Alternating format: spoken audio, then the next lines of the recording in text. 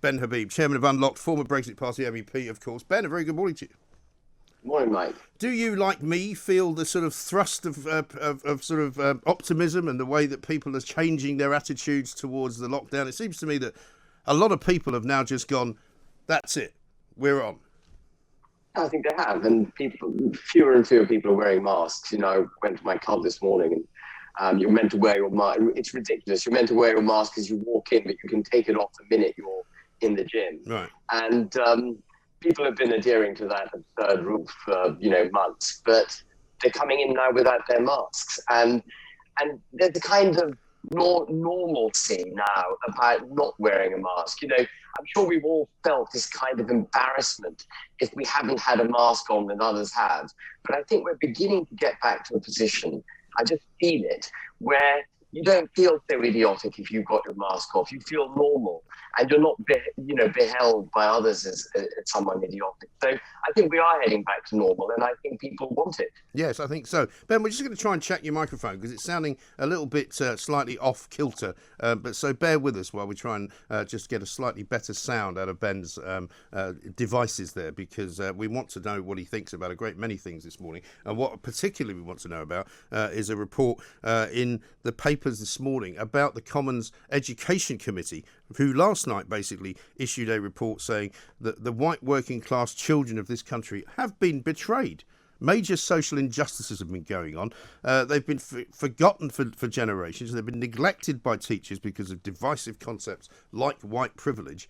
And I think it's time to stand up and say, look, enough is enough. This is not about equality anymore. This is about actually the doing down of people because they're white. Now, let's not forget, the BBC only yesterday were in hot water for putting out an advert for a job up in Scotland, which white people could not apply for. Now, apparently they can get around the law by saying, oh, well, of course, we're underrepresented in ethnic minority areas up in Scotland, which, of course, Scotland is underrepresented because there's not an awful lot of people up in Scotland in the same way that there are in London, for example, who are from black and minority ethnic backgrounds. But you cannot put an advert in, surely, any arena. Can you imagine if we put an advert here at Talk Radio and say only white people could apply? Can you imagine that? I can't. Let's go back to Ben. I think we might fix the problem. Ben, sorry about that. Yeah, can you hear me now, mate? Yes, that's better. There was just a little crackling on the line there, which I just wanted to try and eradicate. Let's talk a little bit about this education report, which is out this morning, in which we are told, basically, that teachers have used such divisive concepts for so long now that actually the people who are suffering the most in our schools in this country are the white working class. Now, I've been banging this particular drum for a couple of years now. Finally, the Commons Select Committee on Education has agreed with me. Well, I was delighted to see their report. I mean, you do not get over racial division by incessantly referring to it, which is effectively what critical race theory is. And just to remind listeners, the idea behind it is this: if you're white, you're automatically privileged. You have some kind of privilege that comes with your skin color. And to teach children that is to basically be telling white children that there's something inherently advantageous about being white and therefore wrong, and telling colored children, or BAME, or whatever they want to call them, children, that actually they're victims. Either way, it's a totally unhealthy way to bring children up. The way I was brought up, and I imagine you were, Mike, was that we were told to be color blind. Yeah. It doesn't matter what ethnic background you're from. What matters is the contribution you're going to make to society, what kind of person you are. That's what matters. Better yourself. Don't incessantly look over your shoulder and claim victimhood if you happen to be from Bangladesh or Pakistan. I mean, it's absurd. Well, exactly. I mean, maybe it's time some of these white, underprivileged working class kids started claiming victimhood on the grounds that they're white, because they've got more claim to it apparently now than anyone. Yeah. I mean, there's a huge underclass of white people that is overlooked by government. And I'm not going to digress, but, if you look at the unemployment figures, they look pretty healthy. In fact, unemployment figures only count those who are actively looking for a job. But there are swaths of people in the north of England, in Scotland, in Northern Ireland, who are white and not even looking for a job. They've just been overlooked by the system. These are the people that Boris Johnson should be focusing on for his levelling up agenda. So I completely agree with you. being white is no privilege in this country. Certainly not anymore. No, and I mean, I'm particularly interested in this, Ben, because as you do, I've got two children who are teenagers, 16 and 14, who will be looking for jobs at some point in the next 5 or so years, I dare say, in one way or another. And I'm concerned that they will be prevented from getting certain jobs because of the colour of their skin. Yeah, well, there's definitely an inbuilt prejudice in the system. You know, when they talk about systemic racism, as you're rightly indicating, Mike, the racism actually is aimed at white people. It's for the promotion of minorities to the detriment of what they regard as the white majority. And you see that with Sadiq Khan repeatedly. Yes. You know, he wants 40% of the Met to be from ethnic backgrounds. Well, actually, 86% of people in London are white. So on what basis is he promoting this agenda? Right. You know, why is he giving an unfair advantage to certain people because of their skin color? That is racism. Yeah. And as we saw with the divisiveness of the taking of the knee by England players and Gareth Southgate's ludicrous kind of videos and you know, speeches about why anyone who opposes it is somehow racist, you know, an awful lot of this separation technique, as I call it, has actually caused people to become more racist, hasn't it? It has, absolutely. You know, I was in a very happy place, actually, growing up in this country. I never once felt that there was any prejudice against me. But I feel the weight of prejudice much more now because of this apparent attempt by people trying to teach critical race theory, this attempt to bolster minorities at the expense of the white majority, the white ethnic majority that were, you know, indigenous to this island, for goodness sake. And it's just completely wrong. And if people want to take the knee at football, you know, the football match, as ridiculous as I think it is, fair enough to take the knee. But for goodness sake, allow people to boo as well. That is their right to object.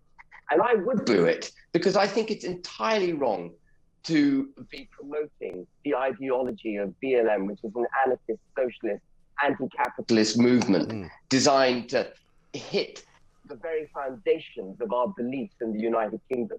That's what that movement is. And if I were to see the English football team taking the knee, I would think it's wrong. I wouldn't stop them from doing it, but I would certainly boo them. Yeah, but isn't it fascinating, Ben, that UEFA yesterday came out and investigated Manuel Neuer, the German goalkeeper, for wearing a rainbow armband in support of the LGBT community, in case it might be political. But they haven't bothered to investigate, you know, the England team to work out whether or not their taking of the knee is in any way political.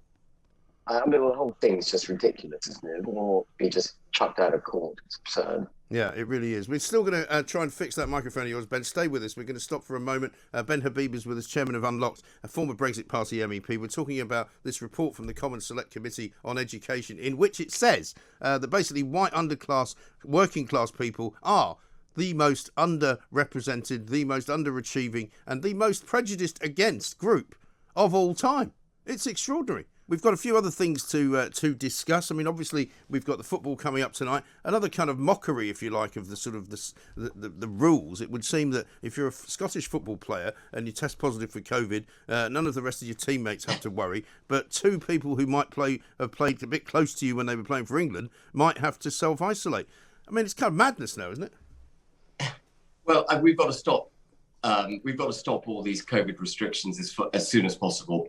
We've got to get back to normal. You know, we started the program on it and people are fed up. The whole point about the vaccination program, we were told, was once it was rolled out, that would be the end of the COVID restrictions, that we would go back to life as it was. We have herd immunity in this country. We have got it. And we cannot live in perpetual fear of a variant that is somehow immune to the virus, to the vaccination. So we, you know, two English players not being allowed to play football is just symptomatic of how we've become entirely intolerant of the coronavirus. It's a disease which, you know, unlike any other disease, we're not prepared to tolerate in any shape or form. We've got this kind of zero tolerance to coronavirus. And I don't agree with much of what Theresa May says, but she was very good in the Commons the other day when she said the Prime Minister actually has to be honest with the people and explain that there will be deaths every year probably in perpetuity from coronavirus, just like there are from flu. Well, and, it's interesting, isn't it? The diseases. numbers are so insignificant now that the Telegraph hasn't even got them on the front page anymore. I mean, I think I'm right in saying this is the first day since the start of the pandemic that they haven't actually got that little box with all the statistics in it. Yeah. I mean, you know, it's not about how many people have been exposed to it or how many people have tested positive.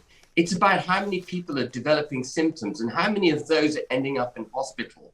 Actually, the only job government should be aiming to do is making sure the NHS operates. And actually, a year and a half into the pandemic, you would have thought that actually the NHS would be able to now cope, even if there was significant infections and illness from it. You know, we've had a year and a half of government to get this thing sorted. They built all those Nightingale hospitals. They never used them. They've decommissioned them. And now there are mutterings that if there's a rise in coronavirus disease during the autumn, winter months, that we might have lockdowns again. No, that's just a failure in government. They can't claim that they were unaware of the pandemic. We've had it for over a year. The NHS should now be fit for purpose. We should go back to normal. Footballers who've been vaccinated and come into contact with other footballers who happen to test positive shouldn't have to self-isolate. They should just play. Yeah. Exactly right. It just makes no sense whatsoever. And again, we're told that the stadium at Wembley is going to be more full for the quarterfinals and very possibly for the final than it is now. We've seen what's going on in Hungary. We've seen Denmark playing yesterday to pretty much a full capacity stadium. And people are moaning, saying, oh, well, yeah, but they've all had to prove they've had 2 jabs. Well, you have to prove that to go to Wembley. So why can they not just fill it? Yeah, just fill it. Absolutely. Get on with it. And get on with, and you don't actually need this vaccination passport system. The government knows that 2/3 of the adult population have been vaccinated. That's herd immunity. Yeah, right. So just take everybody's word for it, right? And if you want to go to a massive sporting event, having not been vaccinated, and you wish to take that particular risk, then let people take the risk, for God's sake. Absolutely. Put the risk, the onus of your self-responsibility back on the self, back onto people. It's not for government to micromanage our health. Absolutely right. One final question for you, Ben. A big debate going on at the moment, and some say that the planning laws were responsible for the by-election result in Cheshire and Amersham. A lot of talk about building more homes, why we have to, where we must build them, where we must not build them. I mean, you know a thing or two about property. What's your kind of suggestion that we should do to enable more people to be able to get affordable housing, and for other people just to be able to live in places where there are enough facilities for them, schools, hospitals, all of that? Yeah, well, the biggest problem with housing and government response to the lack of it has been that instead of improving supply, government has typically actually boosted demand. And they sell it as if they're helping you get on the housing ladder. But all these cheap loans and government finance to help banks lend out mortgages, that only boosts demand. That actually makes it more difficult in the long term for people to get on the ladder. What the government needs to do is to increase supply.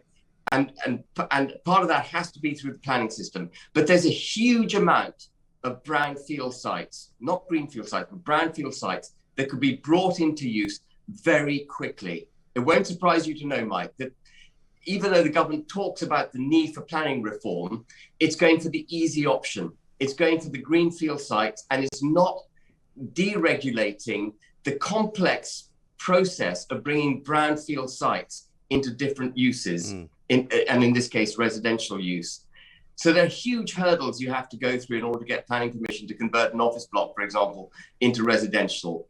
And they need to cut all of that bureaucracy so that as office blocks, which are now going to be less used as a result of, working from home and all those changing practices, those office blocks, those redundant properties can be brought into the residential market. Yeah. But I think the Amersham and Chesham situation is very convenient, isn't it, for the Conservative Party to blame HS2 and to blame planning. Yeah. 2 issues. But actually not take responsibility for a falling level of general popularity. And we've had a year and a half of government now in this pandemic. We've had a year and a half of lockdowns. We've had a year and a half of our liberties taken away. We've had government debt go up by 33%. We've had GDP collapse by 10%. We've got 4 million people still on furlough. These may be some of the reasons why the good folk of Amersham and Cheshire have decided to, give Boris Johnson a bloody nose at the polling stations. Yes, that obviously hasn't occurred to him because he thinks he's the world's most popular man, but he may find out that that's not entirely the case. Ben, great to talk to you. Thank you very much indeed. Ben Habib, chairman of Unlocked, former Brexit Party MEP, another great voice of common sense on all subjects, which is why we love to get people like Ben on this show, because what we need to do is try to engender this government to try and enforce common sense upon them, because they have clearly lost the plot when it comes to common sense. I mean, who can tell me what the rules for COVID actually now are? Who can say what you're supposed to do if your child comes home having been sent there by the school to say that he has to self-isolate? Who can say what you then have to do, or what his siblings have to do, what his sister has to do, what his brother has to do, what your mother has to do? Nobody knows anymore. It's a waste of time. And this whole stramash with England and Scotland, nobody has a clue what's going on there.